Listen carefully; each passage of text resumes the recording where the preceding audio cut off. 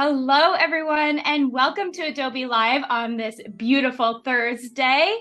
My name is Anna McNaught, and I will be the host today. And today I am joined by Bekka Björke. Welcome, Bekka. How's it going? Hi, good morning. Good Pretty good over morning. here. Good. I'm super excited to have you on here again on Adobe Live because last time I got to host you, we had a lot of fun and I learned a lot from you. You're super talented at your photo compositing and all of your lighting skills. So, for those of you watching, you have a really good stream in store for you today. And I just want to give everyone a warm welcome in the chat. Welcome into Adobe Live, whether you're watching on Behance or YouTube. If you are over on YouTube, be sure to subscribe to our YouTube channel by clicking that little button. And just want to say hey to Wade and Voodoo Val and Unicorn and Katrina and Eric. Thank you for being here with Bekka and I today. So Bekka, I won't waste any time. I would love to hear a little bit more about you and what you have in store for us. Hi, I'm Bekka, and I'm a digital artist. I mostly work in concept art on illustration, book cover design, stuff like that. I'm an expat from photography, which is kind of how I got my foot into the digital art world. And I have a thing for fantasy. And so that's basically kind of how I've made my name and, made my living for a while now, is working on fantasy art. So that's what we're going to do today. We're going to take a look at some big kind of expansive fantasy scene, and we're going to color it and add some atmosphere and do some lighting and some painting and make something fun. That sounds awesome. I'm excited. Let's get into it. All right. So here we have a monstrosity of cut out pieces. I didn't want to go through how to cut things out. There's 1.5 million ways to do that, but I wanted to kind of get everything prepped for you guys just so you can see it, and we'll really start focusing on the color and the light. So everything is kind of pasted together here already, and we can break down these layers a little bit. So I have my foreground group here. What is this? This is terrible. And this background here. And I did kind of start from like a really rough value sketch for big scenes, especially when I'm working with clients and like developing concepts and stuff like that. I'll usually start with a value sketch, usually a little nicer looking than this if it's for somebody else. But I just wanted to kind of lay in where the values are, where my leading lines are, everything there. And compositionally, this is probably following kind of a golden spiral. Oh, we're lagging. Sort of Nice composition here. That tends to be where I default, just personal preference there. So without further ado, honestly a really cool sketch. Like I know you said it's not that great, but I think it's awesome. It gets the point across. When it's just for me, like who cares? Who cares?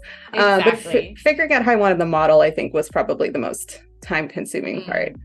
And I'm not sure how I feel about this sea monster back here, but we'll figure it out. We'll get there. So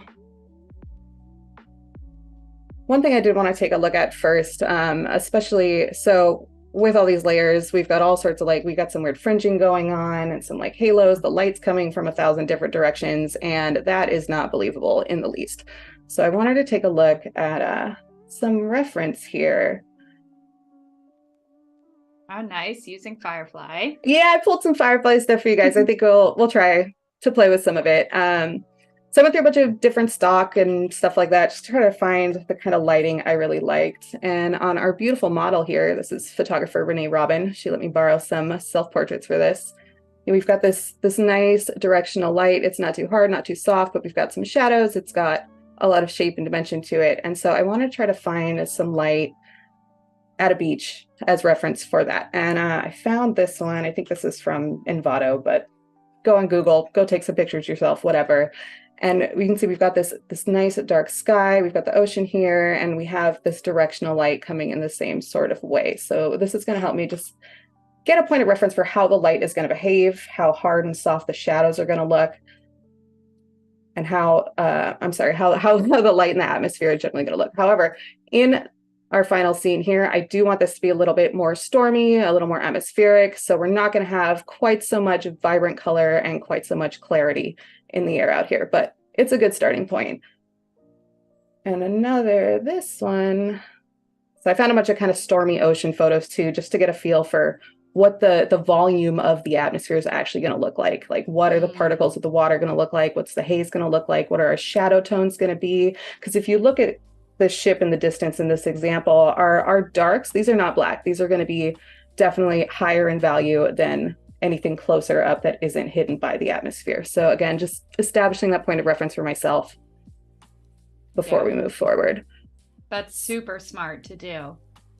We could get real detailed into it about like matching your values to the photo reference, but we're not going to do that. Ain't nobody got time for that. So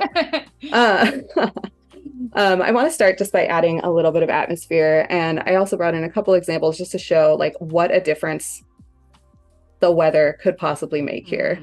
We have all these different possibilities, and even like this sunny example could be really cool. It could create this kind of like weird emotional contrast, right? Where we've got this, destruction and whatever's going on here and our kind of creepy mermaid and monsters, but it's sunny and beautiful. But it almost makes it seem like she's changing the environment. She's like, has this kind of proud look, and she's like, yeah, the world is getting destroyed around me, but I have changed the atmosphere.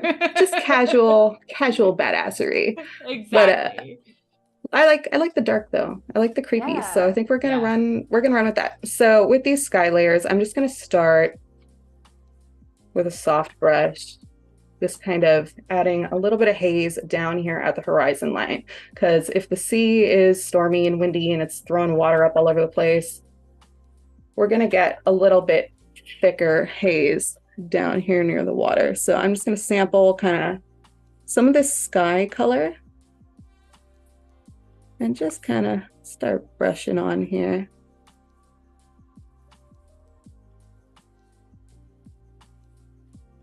Maybe even a little bit lighter.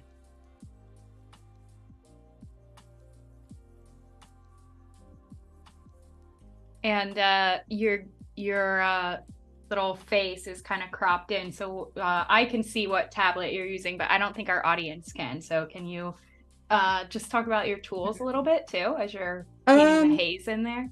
Yes. What cannot be seen, or what can... Oh, it's just like a square of your face, so we can't see you actually like working on your tablet. Oh, I've got a tablet over here. It's I actually don't even remember what brand this is. XP pen, I think. Oh, nice. You like it? I do, actually. I love it. It's kind of a knockoff Cintiq, because starving artist life. Yeah. But I love it. I love having the screen to draw directly on. Like, I've used the ones where you don't have the visible screen and you just draw with the pen, and it just like, I wasn't into it. I just couldn't get into it like I could if I were drawing on paper or something like that. I totally agree. It makes it really hard. And yeah, I've heard good things about the XP pen, and really good for when you don't have a big budget to spend on everything. Yeah, it was like a couple $100 and absolutely worth every penny. Honestly, I would pay more. I love this thing. It's great. That's awesome. So I'm going to use a curves layer here, and I'm just going to kind of darken the sky a little bit. And I liked this sky in particular because it kind of has some variation in the color. It's not just a flat blue or a flat orange or anything. Voodoo Val's asking if you have a soft round brush to blend the horizon, or are you using a fog brush? This is just the big soft round brush. We are going to get into some custom textured brushes stuff, but honestly, I use the general Photoshop brushes probably more than just about anything. Cool. So kind of define that at first, and I think we're going to then move on to these sea monsters. So they're cut out okay. We've got these ugly white lines here. One little handy trick for getting rid of those halos. I'm going to come over to layer on this one. Oh, not layer. There we go. And come down to matting and defringe. Maybe 2 pixels. Oh, and that'll take off kind of a 2 pixel radius around your, or however many pixels you want around the edge. So it's not perfect, but it's a little bit better. My other layers are smart objects, and I cannot edit them the same way, but we're just going to cover it all up. So when I'm going to add a solid color fill layer, actually we're gonna sample some color off that sky again. want to pick something in the shadows. Yeah, about like so. Maybe a little less saturated. I'm going to drag down the fill on this bad boy just a little bit.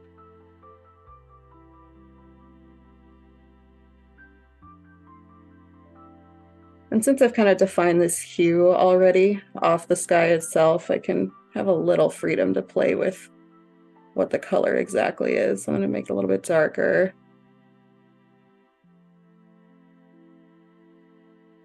Voodoo Val is asking, what does Defringe do? I don't think I've ever used that feature. It unfringes the edges of your cutout. So if we go back to that again, this cutout sea serpent thing, come down to your defringe, and let's put something ridiculous. Let's put 25 pixels. Oh, it didn't do that much, but it'll get rid of all those white edges. So. And is that, it looks like you don't have a layer mask on that. So is it just when you have a cutout? What if you're trying to... Yeah, you'd need to flatten the layer, rasterize the layer. Okay. Yeah, so if you're just like selecting stuff from another image and copy and pasting it on, it works pretty well. Okay, so we're going to add this kind of shadow here because this is going to be dark and it's going to be a little bit backlit by this the light in the sky, but we're still going to have some kind of directional light here. So again, maybe not with the soft brush. I think I'm going to go in with the chalk brush, and I use this one all the time. And just kind of brush off some of that shadow just on a couple places.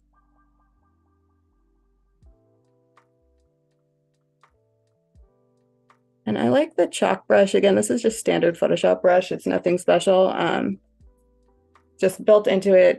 It works really well with the tablet. The pressure control is really nice. And it's got a little bit of texture to it because it's kind of emulating this chalk feeling. And I feel like it works really well on organic shapes and environments and stuff. Yeah. Okay, so just a little tiny bit of tiny little bit of light. All right, and we are going to do yet another solid color layer.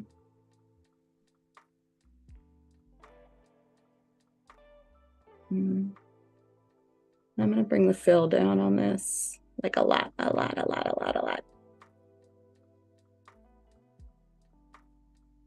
And get back in that blue range and start building up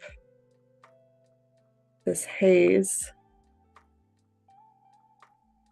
a bit. And we're going to do this. We're going to have a whole bunch of copies of this. So. And one thing I am going to do here, I'm going to go into the layer properties, layer styles, yada yada here for this haze layer. And I am going to, on the underlying layer options, I'm going to have some of the lighter colors underneath show through. Just given the way that atmosphere and mist behave, they're going to impact the shadows a lot more strongly than they're going to impact the highlights.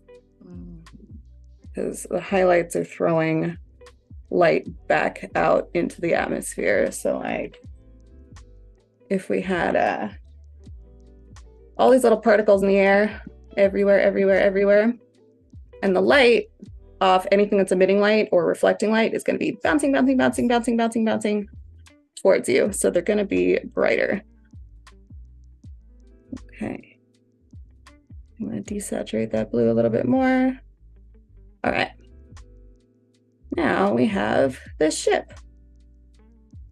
And similar to how I covered up those tentacle fish creatures, I'm going to add a color layer or color overlay, kind of color fill over this pirate ship. I'm not going to do it in the layer styles though. I'm going to go ahead and just flip that down.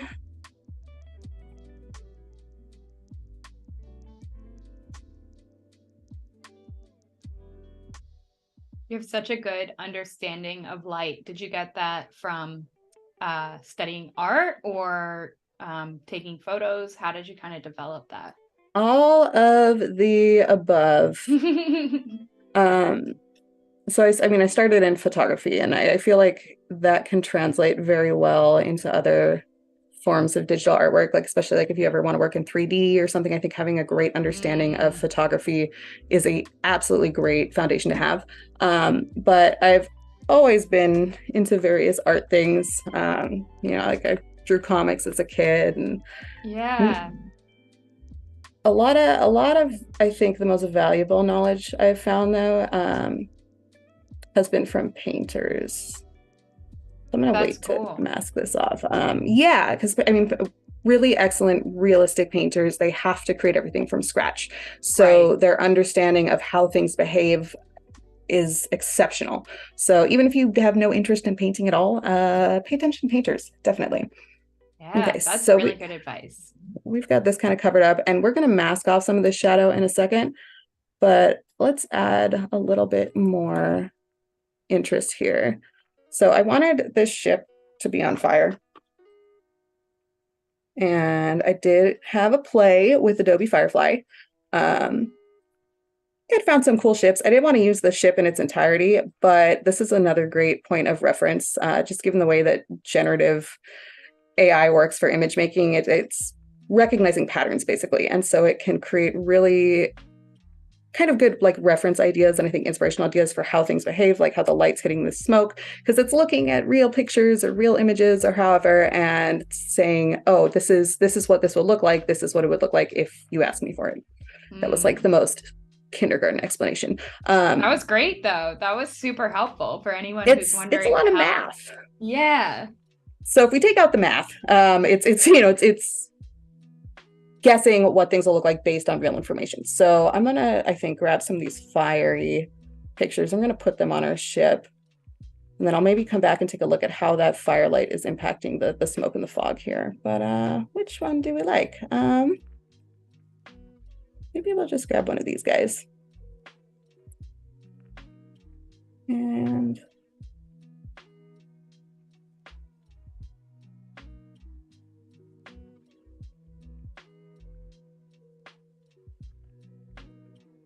actually going to bring this up over my ocean folder, and we're just going to set this to screen.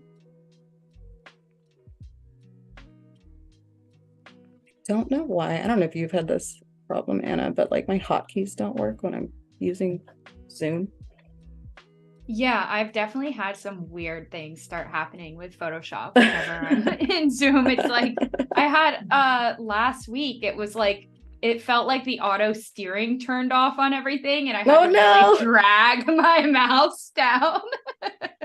And I was cracking up because everything was so tight. I couldn't like move the curves. I couldn't do anything. So that's so weird. Yeah, and then as soon as I was off live streaming, went back in Photoshop and it was fine. I think just like Zoom and Photoshop don't get along. They do not.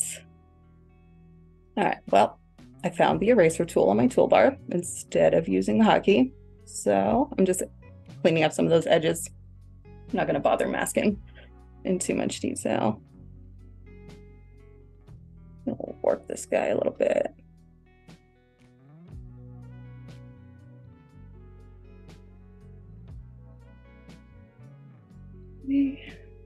Grab another one.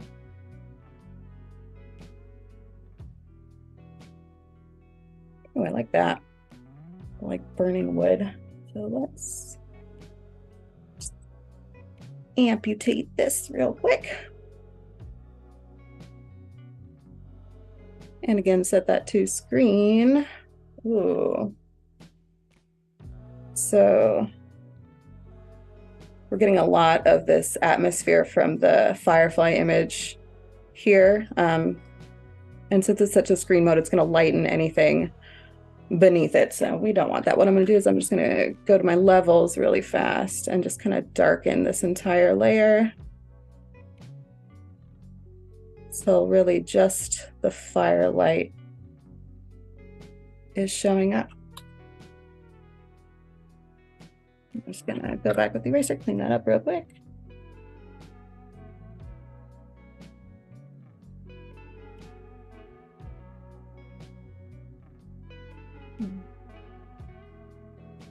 Now this actually might be a better situation for a more interesting brush. So These are Kyle's concept art brushes. I think they're still on the Adobe website.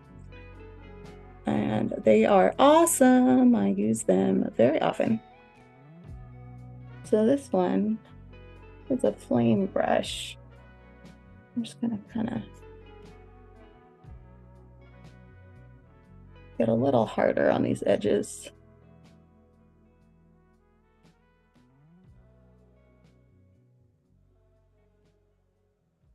Maybe come in with that chalk brush again. Oh, why are my buttons not working? Come on now. Oh no, I've jinxed it. Uh-oh. I don't want to get too lost in my painting, but so I want to get the main broad strokes out of the whole image first before we go in and see if we have time for detail. Okay, so we've got the beginnings of a burning ship here. Maybe I want a little more chaos. I'm gonna just duplicate that first fire layer. All the little painting details are what end up making me spend 8 hours on one of these pieces. It's like you can go ahead. Oh, I was gonna say, yeah, like I'm confident like I can get like, you know, the most of the vibe down in the time we have, but exactly. I know I can like composite everything pretty quickly, but then when it comes to actually like painting the light in and painting in these little details and making it look super realistic, that's like, oh, let me spend a week on this and just ignore the rest of my life. Okay, we don't need lives, we're artists. Yes. Okay, so we got that fire laid in, and I'm gonna start adding some smoke in to the background. So with these concept art brushes, let's use these clouds. These look good. And let's see. So I think I'm gonna sample maybe one of these lighter kind of grays here. We're gonna just kind of start making a mess in here. And if we look back at those imaginary burning ships, let's see, we'll see that the color of the fire is getting picked up in the clouds and the smoke. So we'll bring in some of that warmth too. Oh, I don't want to open you. I just want to look at you. And I'm really just pushing hard on that color picker. I'm using the colors that are already existing here. And are you painting on a new layer? Yes, this is a new smoke layer that I've put under the fire.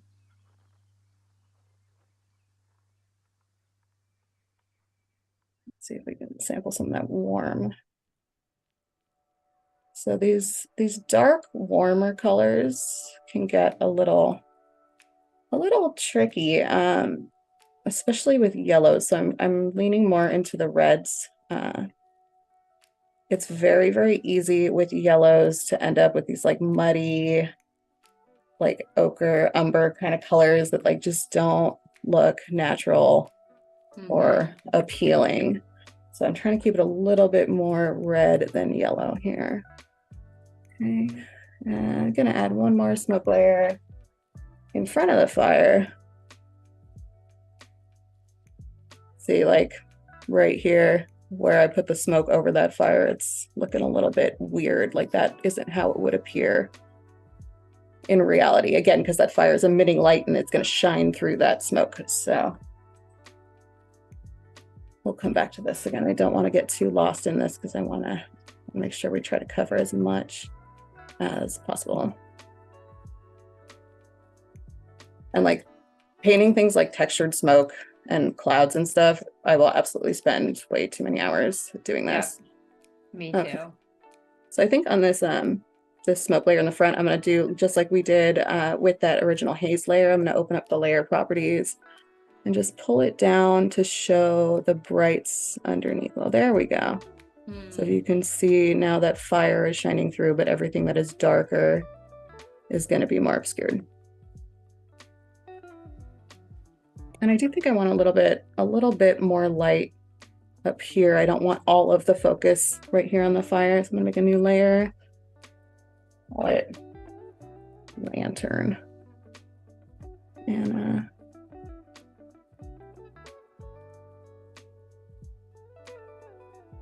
just gonna come in with just white, and I'm just gonna make a little something. Or I could actually maybe even, we could try to make this a flame.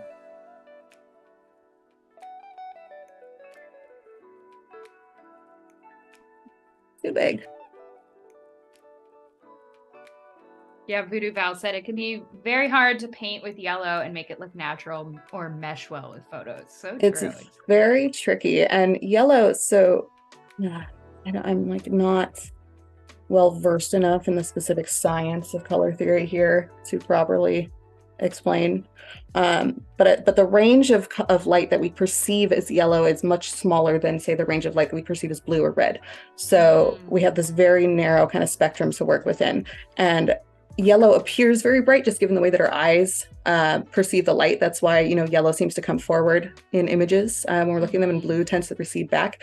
And it appears brighter too in relation to the other colors around it. So if everything is a lot darker, our yellow will look brighter even if it isn't actually bright.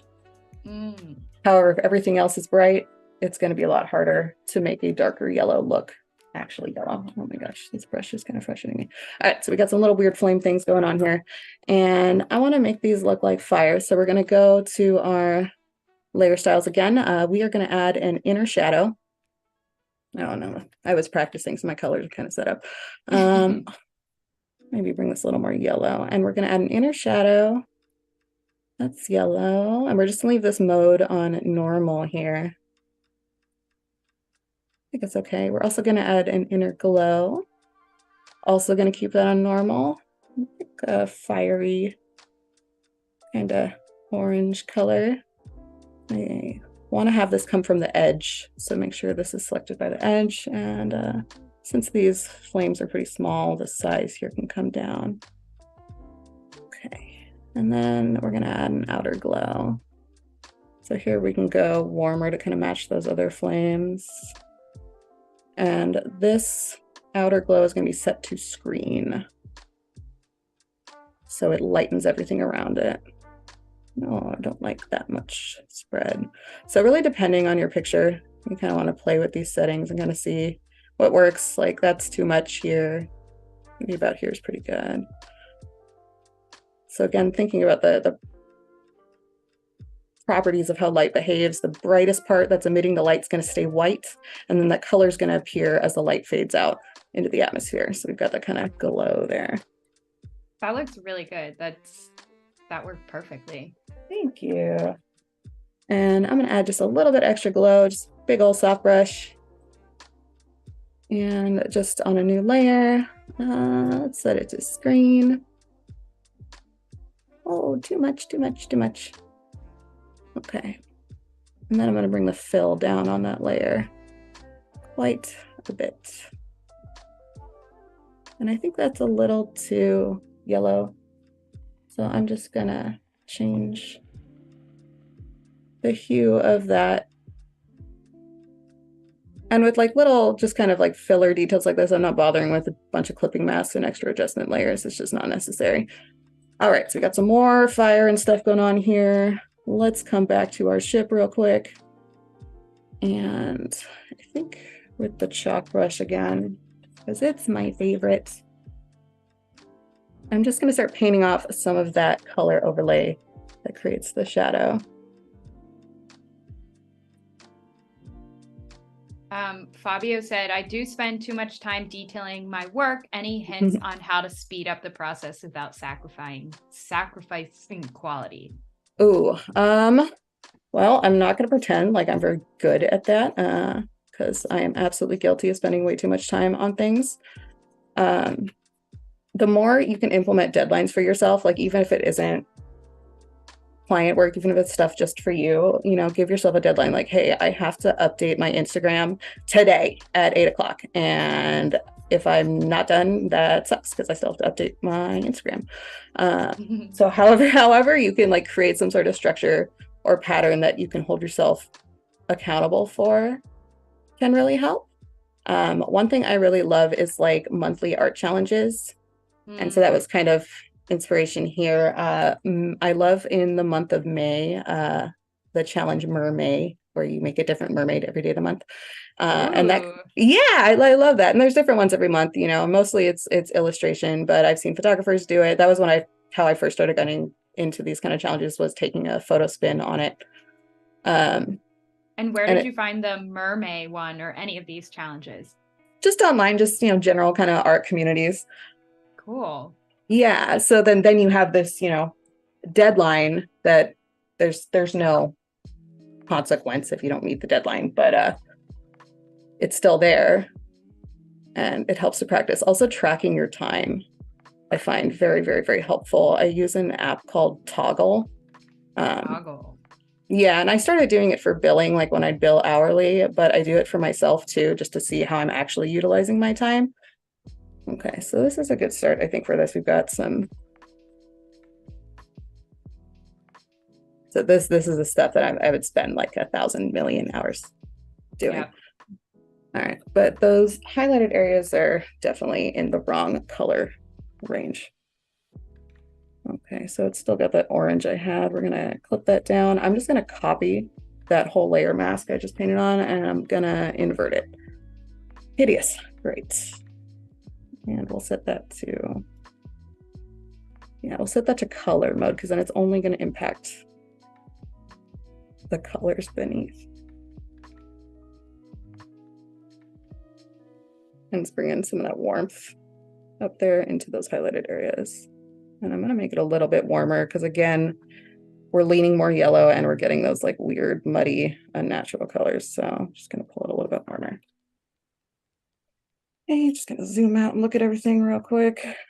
Okay. And let's go ahead, go back to that haze layer. And I'm going to drag that one in front of the ship after I copied it. So exactly the same layer. We're just building and building that atmosphere. Now, one thing I do want to touch on, oh my gosh, it's 11. So these serpents, they look like cutouts, terrible cutouts, awful. And neither in a photograph nor when we look at things with our eyes would things really be this crisp and sharp. So I'm gonna turn these off for a moment. And what I'm gonna do here, I'm just going to make a flattened version of this background and turn everything back on. And I'm going to come in with a smudge brush and kind of soften those edges a little bit. Because that's going to be a little more accurate to how we see. And if we were imagining this was taken with a camera, of course, then we'd have that fall off in that depth of field. So I'm going to use these. These are by an artist, a concept artist named Adobe. I'm such a fangirl. Oh my God, his art is incredible. And his brushes are incredible. What is his name? Jama. I did like a lot of the original concept art for like Mandalorian. I think cool. He might have been on the new Avatar. I don't know. He's got a very distinctive, very cool painterly style that I really, really admire. But he has these brushes on his website, and I think they are fabulous. So this is just a smudgy brush, and I'm going to turn down the strength of this a lot. And since this is flattened, it's going to blend both the sky color in the background and these edges.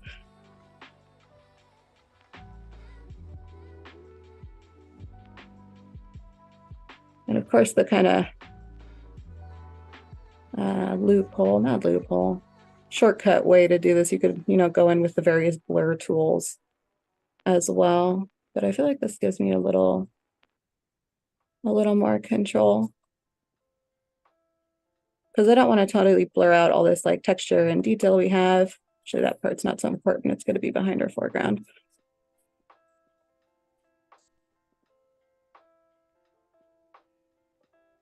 So real subtle. And then I can be selective too about where the hard lines are or are not. Yeah, that definitely helps so much.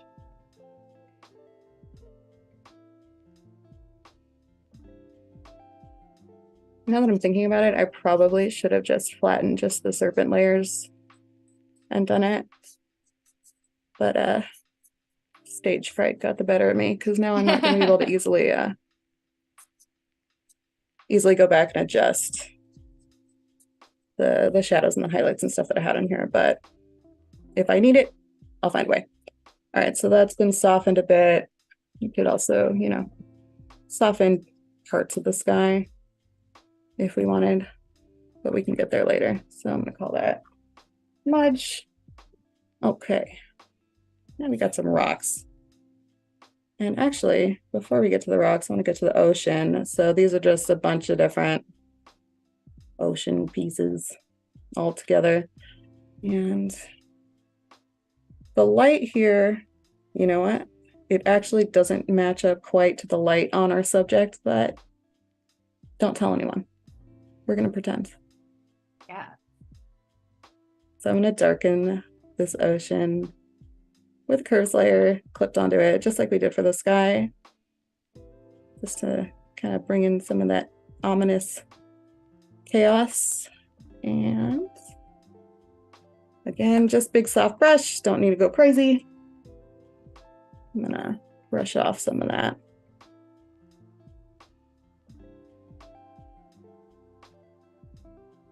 Here in the foreground. Okay, so just settle. And then just like on that background on the sky, I think I'm gonna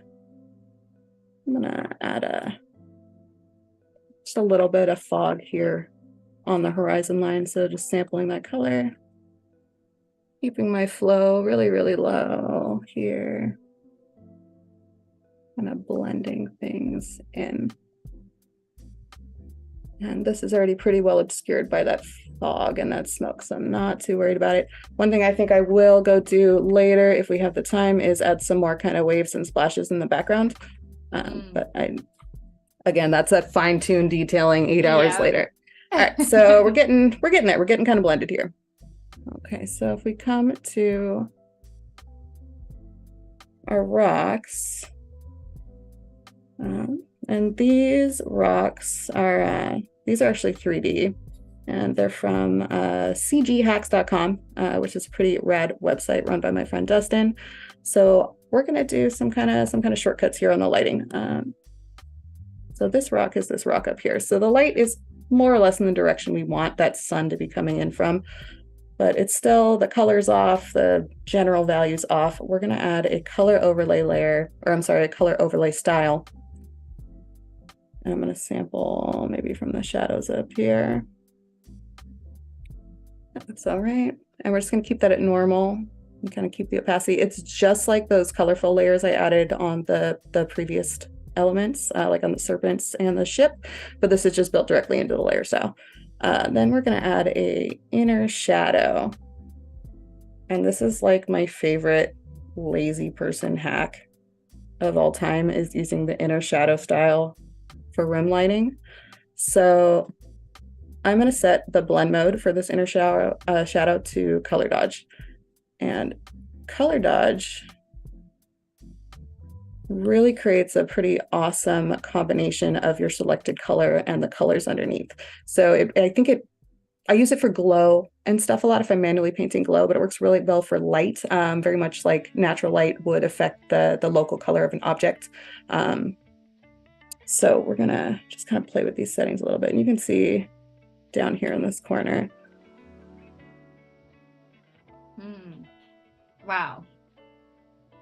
Yeah, so we can really create some kind of convincing light here, because it's still maintaining all the texture and the shape and everything underneath, but creating this nice light. However, with color dodge, you do want to try to probably stay in the more desaturated kind of mid-tone colors. If we go really, really saturated, it's going to come out super, super bright, super, super unnatural looking. So we want to stay something a little bit more muted, a little bit more neutral, because it's amplifying the saturation of the layer underneath anyway. Yeah, really smart to use inner shadow for the lighting on that. So much better than glow. Glow is crap. Yeah. Don't use the glow. All right, cool. I think that'll do for now. And what I'm gonna do, I'm just gonna literally just copy that layer style and just put it on everything else. And then if I need to make adjustments on each, just go in there. So like this one in the background, probably a little too big, a little too.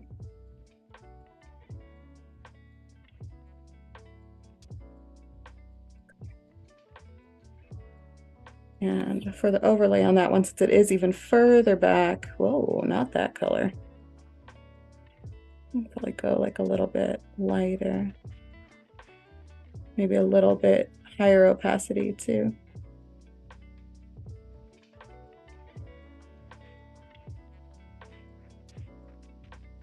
And I will say I eyeball my colors a lot just because I do this every day of my life. But if you've never really played with atmosphere and shadow color and stuff before, I definitely recommend relying on the existing color palette as much as possible. Don't eyeball like me.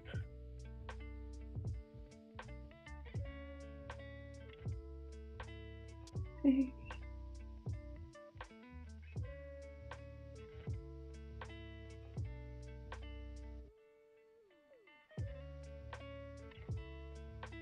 You're just adding another shadow. Oh yeah, to that. Oh yeah, I'm just adjusting these real quick to get them about where I think I want them. And you know, I think they're pretty okay. This one, I don't like this one. But since I just copied and pasted the layer style, it saves me some time having to do it manually over and over and over and over again.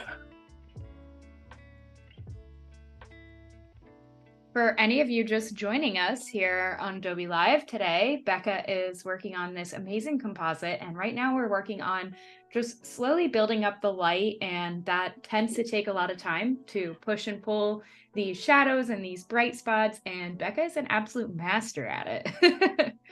I'm mesmerized. It's kind of cathartic though. Like, yes, yeah, absolutely.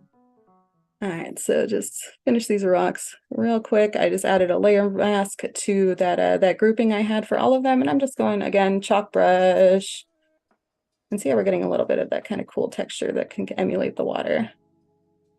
And I will eventually go back and add some more splashes and stuff here, but we'll get there. All right, last part of the background. Regarding the fire, we're gonna want some reflection down here. So what I'm gonna do is, I think I'm gonna hide my fire layer actually. And I'm gonna make another kind of flattened version of everything. This is just for reference. I'm gonna come over to my channels. And we are gonna do an alpha selection of the highlights on the surface of the water.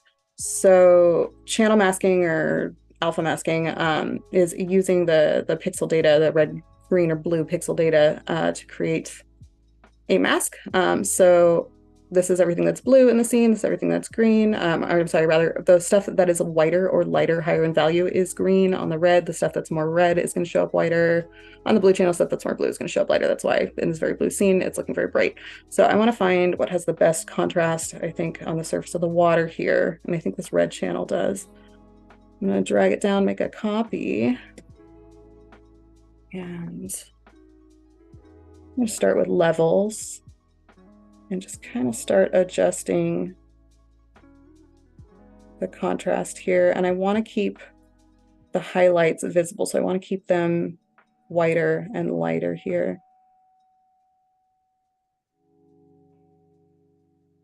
And water can be kind of tricky to work with and emulate. And just like I was talking about the atmosphere being, you know, having volume and actually having all these particles and stuff, water is very much the same. And the surface of water, we've got all these dips and flows and cavities and crevices and stuff like that. And they're going to catch the light, and that's what creates the beautiful surface texture. That is too bright.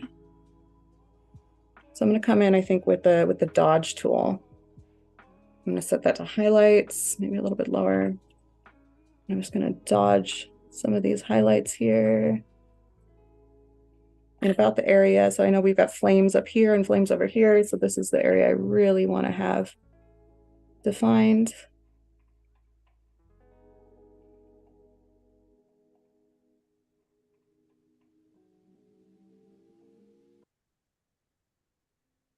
we're going to Very do the curious to see Mhm. what you're going to do here with this. I don't think I've ever seen it used like this. We're going to color. I mean, it's basically the same idea when you use a channel mask to say cut out an element, which is probably my preferred method in general. I know we skipped the cutting out of things today, but this is generally how I do it too, is I use that channel information to define the subject and then go from there. So I think this is actually probably all right, because I don't want it super, super high contrast, and we can still work on the mask we're creating afterwards. So I'm going to hold control, hit my channel here. We're going to go back to RGB with that selected. I'm going to make a new color fill layer. And now that selection has created a mask on here. Call this so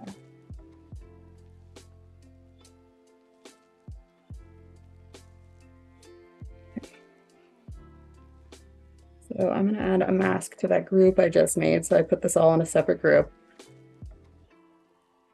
And I'm just going to kind of mask where I know I'm going to want that light. Except I'm using the wrong tool. Just kidding. What is your color coding system that you got going on over there? You know, nonsense. I just like noticed that and it's like, huh, that's smart to kind of group things like that. Yeah, especially 800 layers later. Yeah. I kind of just whatever I sort of associate with the area. Usually when I have a background folder, like, you know, the base plate, I'll usually get a green, like the environment. This I've made it orange because it's fire. But it varies. It really varies. Okay, cool. But I get lost in them. So if they're not labeled and color coded, it's hopeless. Okay, so I've kind of brushed on where I know that fire reflection is gonna be. And you can see now it's really, that color's just landing on the highlights because we masked it that way, but we're gonna need a little more work here. So let's pull this a little more.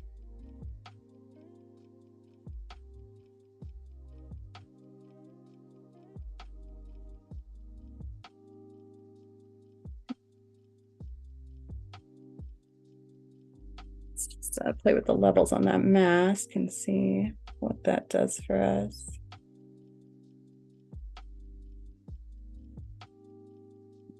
I'm gonna come back with that burn tool. And again, I'm just on that mask. And I'm just gonna kind of burn away the shadows. I mean, you could do this so you guys could see the burning, but I want to see the effect of the color. So, of where it impacts those highlights. And I think I'm gonna just kind of start hitting it with a brush and cleaning up where I don't want it.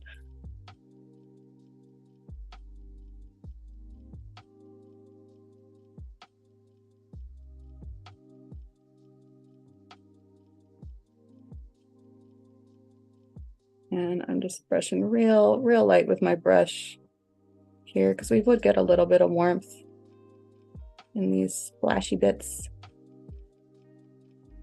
Maybe not down here though, not so much.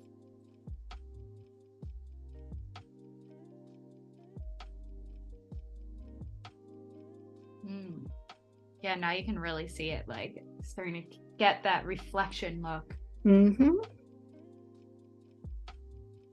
think that'll do for now. We could also try, I think I probably want to keep that in the normal mode, but if we look at our other blending modes here, oh, actually, you know what? Color dodge is working here. Oh, I like that. Done. Yeah, we're done. I like the variation in tone that you get with color dodge. Like that looks really natural and nice. Yeah. Yeah. Again, it works very, very well at emulating real light. You just got to use a delicate hand, I guess. All right. So I think our background is probably just about here. Let's make one more copy of the haze layer and drag that up in front of everything. Looks like your friend Laura is here. Bekka, I'm here. I was watching D&D, so I'm sure you forgive me. I do. All right, one more haze layer, and I'm just gonna mask that off the bottom here where the ocean is, just because that atmosphere is going to be thinner, closer to where we are. We're going to have more contrasts, darker darks, brighter brights, yada yada.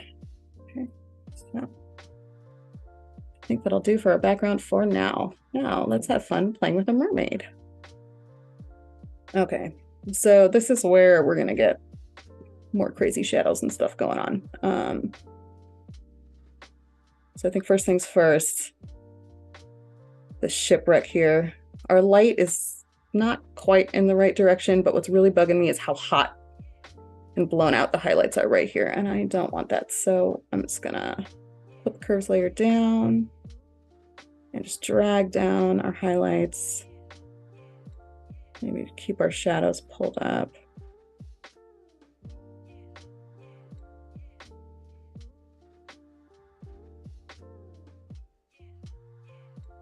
That's a little bit better.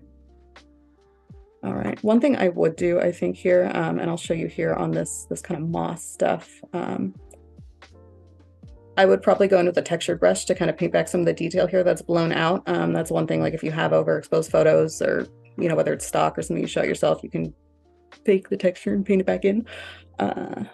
So what I'm gonna do here though, I think I'm gonna do another solid color layer, and we're going to keep this one pretty neutral gray, not super blue, because our light is now getting a little more warm from the sun. We're going to clip that down, and we're going to change this to color dodge, and on the mask here I'm going to invert the whole thing. We're going to come back to those concept art brushes, and I'm going to pick a foliage brush. There we go. Maybe this guy. And I'm going to start painting on that mask with this textured brush. Just a little, so we can kind of emulate that that plant texture while creating a highlight. I think I'm going to turn this whole thing down a bit. That looks so good. It's crazy. It's like, especially when you're kind of semi-zoomed out like that, it just I tend to like to stay zoomed out, because I know, I mean, at least for the work I do, that's how things are going to be viewed, really, and the overall impact of it is more important than the fine detail. And you said this was one of Kyle's brushes, right? Yes, this is from Kyle's concept art pack. So just a little bit of highlight here, just because we know we got that light coming in this way.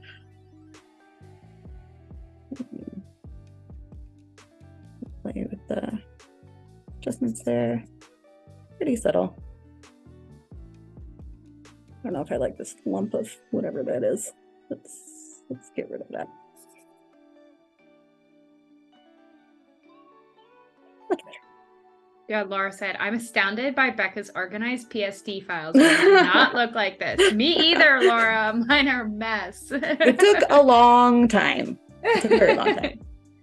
Okay, so I think overall for our shipwreck, I think that'll be okay. What I am going to do though, I'm going to clip a curves layer here. See, this is why I have to say organized, because there's so many layers. There's just so many. Okay. Now, I think I'm going to set the blending mode to luminosity for this curves layer. I might change it back. We'll see. And I'm going to use that, I think, for our shadows. But I don't want the saturation and the hue of the color affected too much by the curves. Really just the luminosity. So I'm just going to start painting in. Wrong button.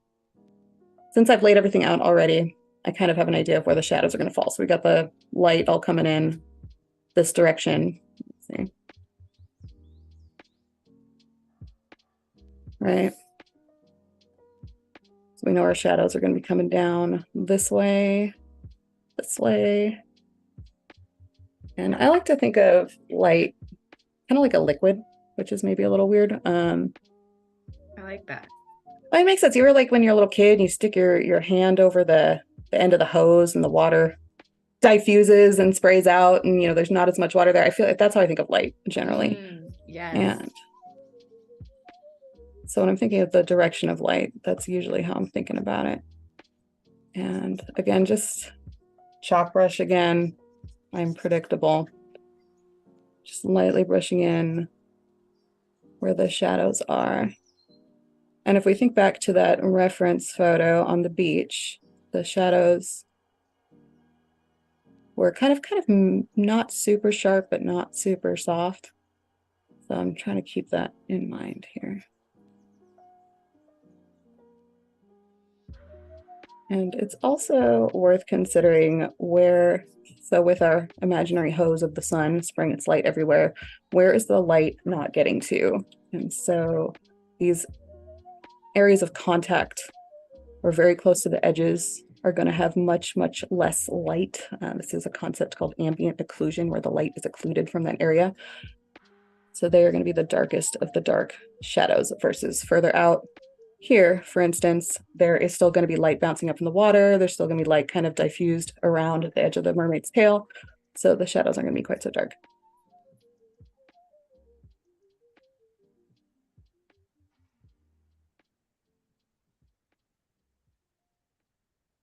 I think I might have to cut some parts off her butt here because I don't really like how that's sitting. But honestly, that's, I think, where the shadows are going to stay for right now.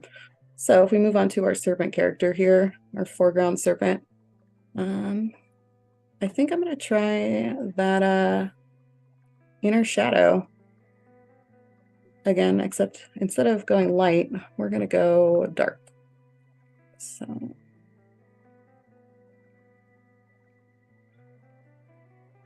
choosing a dark color and choosing a darkening kind of blending mode. We're going to start with multiply and see how I like that. And then start adjusting these settings here.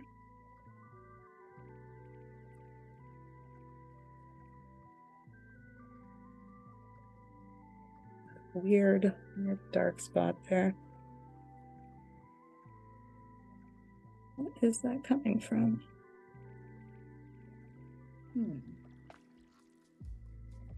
Ah.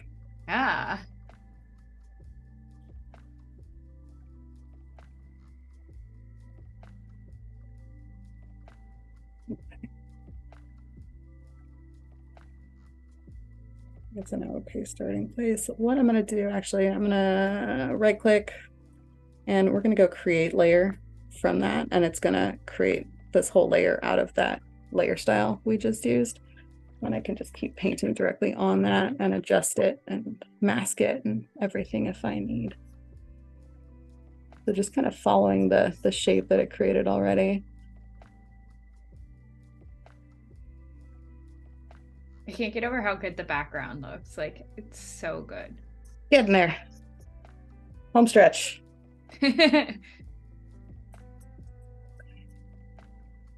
do want to keep these kind of specular highlights because this thing's all wet and disgusting, and those wet highlights are still going to be very, very visible. A little bit. Maybe softer shadow right here. Ooh, dark.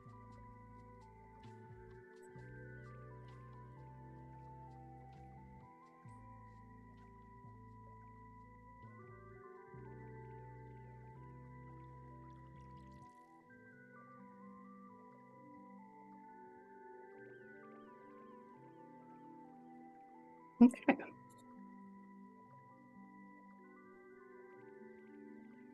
Acceptable for now. Yeah, looks great. Now we get to the fun part. So my mermaid here has many, many, many parts. So many parts. Well, there was no actual inappropriate anything there. So I think since it's so the torso actually is 3D. I had to work around Renee's shirt here. So I think what I'm going to start with, kind of as we've done now several times, just repeating the process over and over in layers as we get closer and closer to the foreground, we're going to add a color overlay. I'm going to sample, instead of that lighter blue we had in the background, let's sample maybe this kind of darker it's really warm. Interesting. Okay, and I'm going to keep that at normal for now. And I'm also going to do another inner shadow, and we're going to go back into the light here and come back to color dodge. And this is probably bending the rules of physics a little bit, but I don't care. I think I want to get some of that light all up in her hair.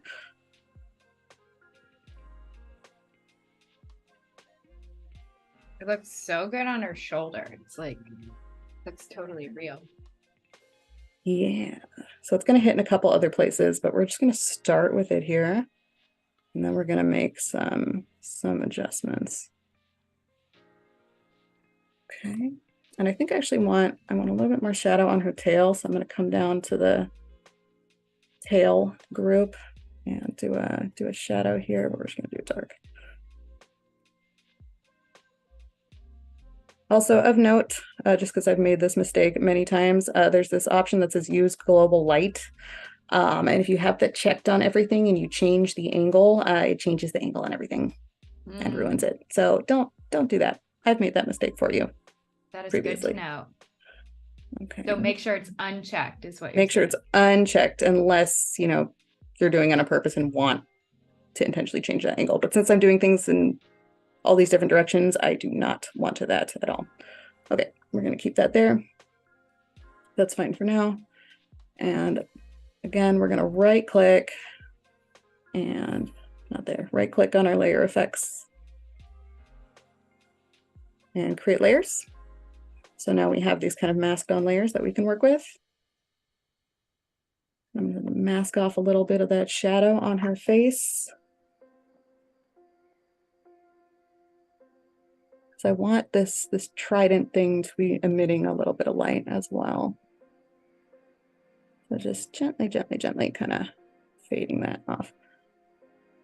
Okay, now on this, we're just gonna mask that off here because that firelight wouldn't be hitting here on this color dodge rim light layer. Don't know how much would really be hitting right here. Now I know that I do want it moved around a little bit, so we're gonna come back to the smudge brush. I'm just gonna use the soft round brush for this. And directly on that, I'm gonna drag some stuff around and kind of see what happens here. So you're on your highlight layer? Yeah, so this is that color dodge inner shadow that's now its own layer. And I'm just kind of guesstimating here because I can't see where it's cut out. And see if I can drag it around. So we probably get maybe a little bit of that warm glow here. Maybe a little bit in here. And I can actually just drag it around and kind of see what things look like. But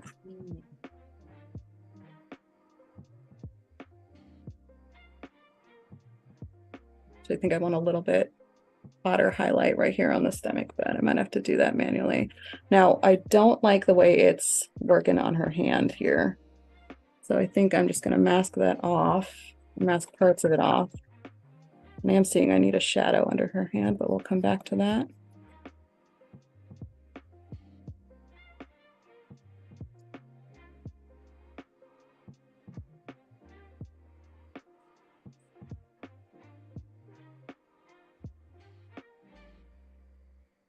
So many great ways to create light that you're teaching here. It's really, really awesome.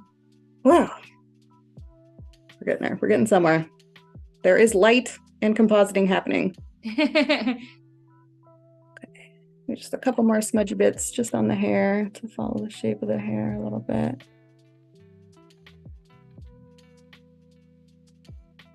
And I will say painting backlit hair is a giant pain. I do not enjoy it. Yeah. It is frustrating to me. And this kind of hack, it works in certain situations. It's still, I probably need to manually do some coloring here. And also, but it's a good base. Okay. So now let's look at this trident here. So I think we're gonna do the same old thing. So color overlay. And you know what I might do here?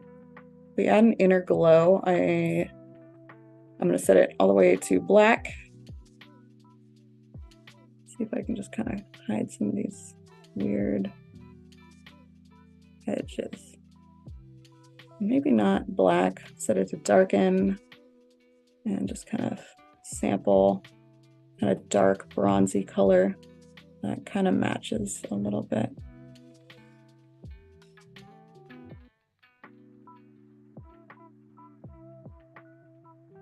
Nope, I don't like it in this instance, so cancel that. Yeah, how many times do you do that, right? Too many, too many. Don't come for me.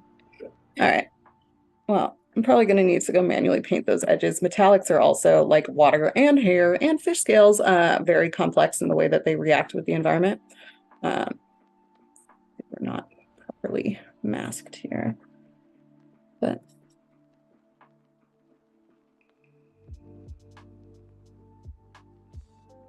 I want this trident to be throwing some light on her. So kind of like we did with the fire on the ship. I think I'm gonna make a new layer. And we're just gonna paint this kind of glowy white shape. Use a regular old hard brush. Nothing special.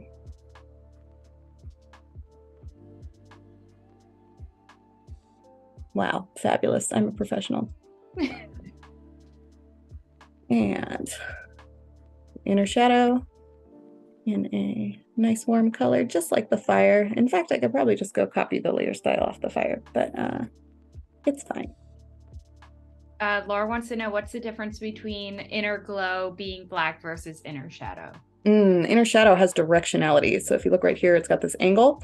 So if we turn this around, you see it changes the angle of that simulated shadow, versus inner glow, which we're actually going to add next, has no option for direction. It just creates an overall glow. And so we're going to just keep that here, add a little bit of glow again from the edge. Okay, and let's do an outer glow again. It's still save that orange from when we had the fire. Okay, cool.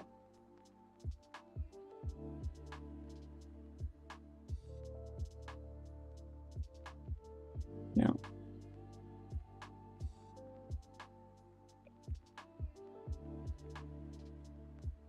so I just turned that color layer from the trident overall again into a new layer. Whoa, that's not the brush I want. We're gonna brush off a little here. So it's gonna be illuminated. I think we can probably add a new layer, maybe underneath that magical gem layer. Set that to screen. Sample some of that warm. Maybe a little more saturated actually, since we're using the screen mode. I'll create some glow here. That's gonna be so cool. Yeah, so this is color dodge is making crazy things happen to the saturation behind. So I think screen's the option here. Now, of note, when it comes to lighting, this is going to be throwing light on our subject's face. Maybe a little bit onto the ship as well. However, since we're lit by this imaginary sun, the sun is going to overpower that light by like 1,000, 10,000. I don't know how strong the sun is, but yeah. However, man, science. However strong. While this is throwing light out in all these directions, it is throwing light into these shadows. So those shadows are going to be impacted by the color of this less powerful light because the sun is not hitting that area at all. So what we're going to need to do on our various clipped layers on our mermaid, more color fill. Yeah, Voodoo Val said, Becca, this is so wild and amazing compared to seeing the first comp of all the raw files. I agree. I'm like, oh my God, I just am fully mesmerized at how this is all coming together with the lighting. I don't know what just opened. That's never happened before. All right. Color fill layer. I like what I like. We're gonna just keep doing the things. And we are gonna, on this underlying layer visibility option, or rather blend if options, we're gonna drag that kind of white cover. I don't even know what to call this. What do you call this? The little toggle? carrot toggle. We're gonna drag this way down, because this colored light from the trident is really only going to impact the shadows in a certain area. So you can hold I don't know if you're on a Mac what it is, on a Windows it's Alt, and it breaks the little carrot in half and creates kind of a gradient of visibility. Yep, so option on a Mac. Option on a Mac. Okay. So we're gonna just kind of see. Obviously this looks crazy right now, but getting about up there.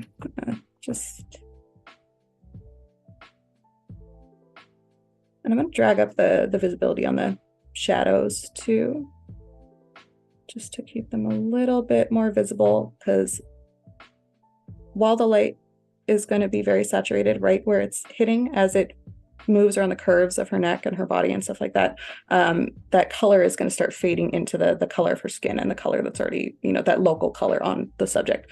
So I want to try to fade some of that out in those farther areas, but I might need to actually just go and do that manually, because we're getting some weird stuff going on the arm. So we're going to leave that.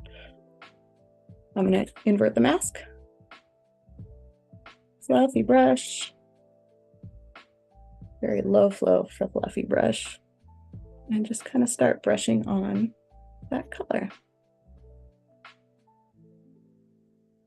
Now there is a very cool tool for, usually seen it used by like illustrators and painters, called the asaro head, and it's essentially this like 3D head that has the planes of the face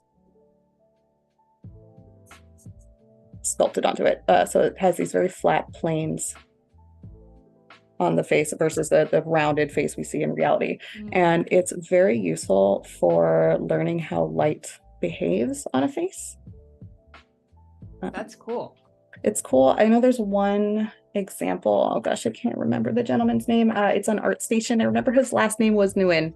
I don't remember his first name, but if you just look up asaro head online or something, it's probably one of the first one that comes up, and you can move the head around, you can change where the light is, and it will show you exactly where the light is falling on the face, and you don't need special 3D skills or software or anything to do that. So yeah, that's really helpful in learning. Yeah, it's like having, like those like funky little wooden drawing mannequins, I don't know if anyone. Yes. Yeah, anyone such knows a throwback. Gosh. Which are handy still. So I think, I'm really focusing just on where the sunlight is not hitting her face. So under the chin, under the nose, a little bit here around the eyes, also here. But not so much here, because her hand would also be blocking this light, but maybe just a tiny bit. And maybe the tiniest bit in the hair, but I don't really want to compromise the contrast in the hair, because those shadows would be very dark. Okay. Look, before, after, and then we have this nice multi-dimensional light. I'm going to paint just a little bit more onto that. This was our highlight layer, our backlight kind of rim light layer. I just want to maybe add a little bit more stuff here.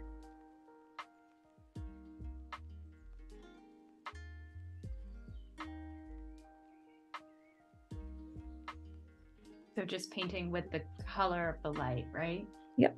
There we go. Yeah.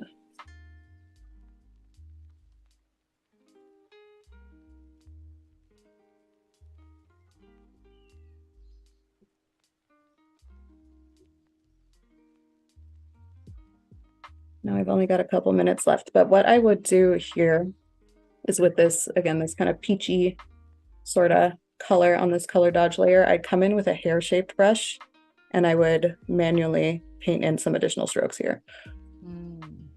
That's going to be so cool. Do you think you're going to finish this and share it with everyone? I guess. You have to now. We're all so invested. All right. So yeah, you have about 10 minutes left.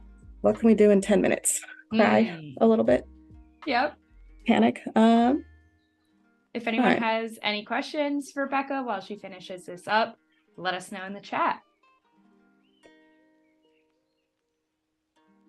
Okay, so I'm just going to do some last kind of shaping adjustments here. Let's see, actually, if we have a... Why are you giving me weird pop-ups? Come back to those Kyle's brushes, see if we get a cool... There's got to be a cool texture in here somewhere. Dragon scales. All right, let's see dragon scales. So I added just like a kind of overall darkened curves layer here, and I'm going to brush a lot of it off. But on that mask, I want to not see the dragon pattern so much. Let's try a different one. Let's try that one. It's just so subtle. It's not that visible.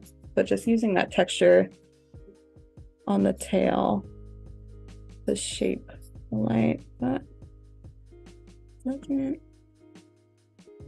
need to go even like way darker. Then you can see it.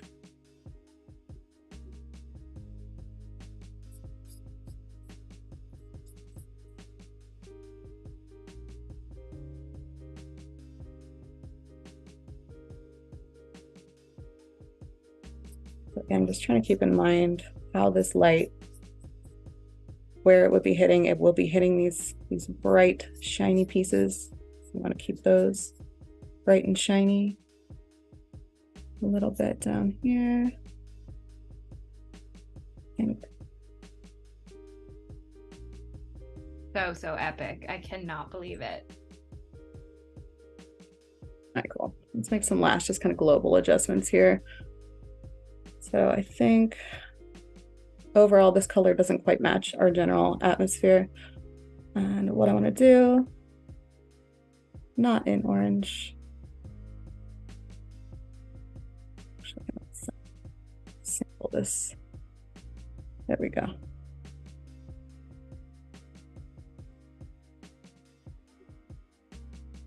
We're going to clip that down. Actually, we're going to clip this down to everything.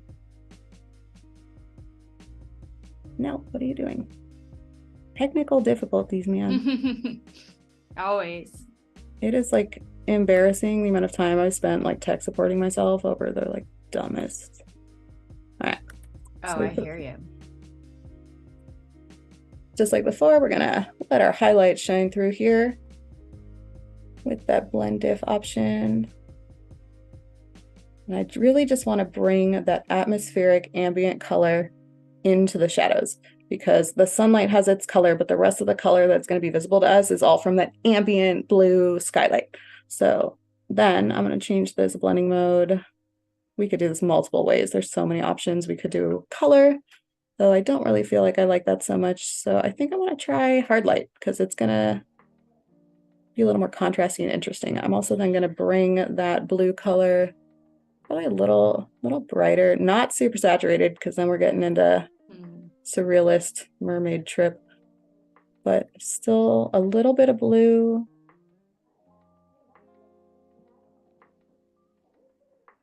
Right about so, I think. So all those, I don't know what the appropriate term is, like the soft light, hard light, overlay, blending modes, they all affect the underlying colors based on whether the color you provide is greater or less than 50% gray. So since I want these to be shadows, I want to make sure that we're under 50% gray here. You can see we're looking a little more well blended.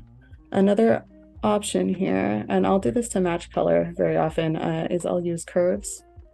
I'll clip that down and don't have the mask on the curves layer selected come over and click the little curves icon so you can actually access its properties. You click this little icon here and come down to auto options.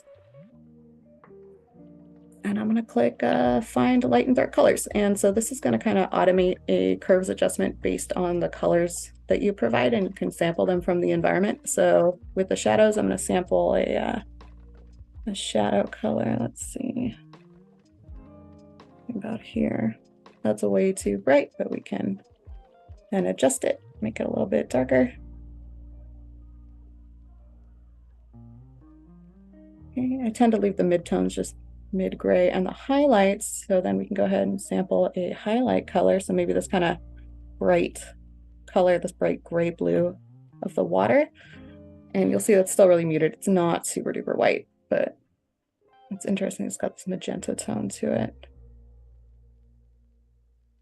Of course, we could just manually select a color instead, make it warmer.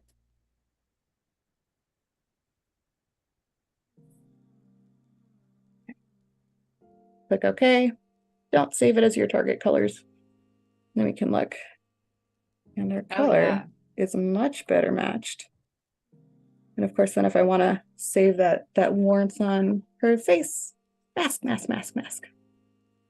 And so you would use that curves or the color fill, right? It looks like, you have color fill turned off. Oh, often. And it's interesting to see like how my manual adjustment much darker, more dramatic and stylized versus the curves option, which it does feel a lot more natural.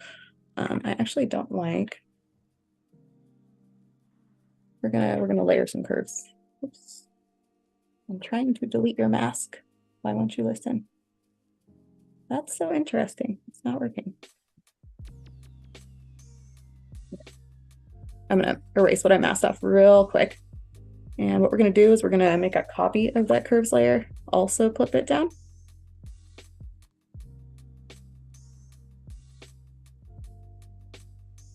I'm gonna set this one to color.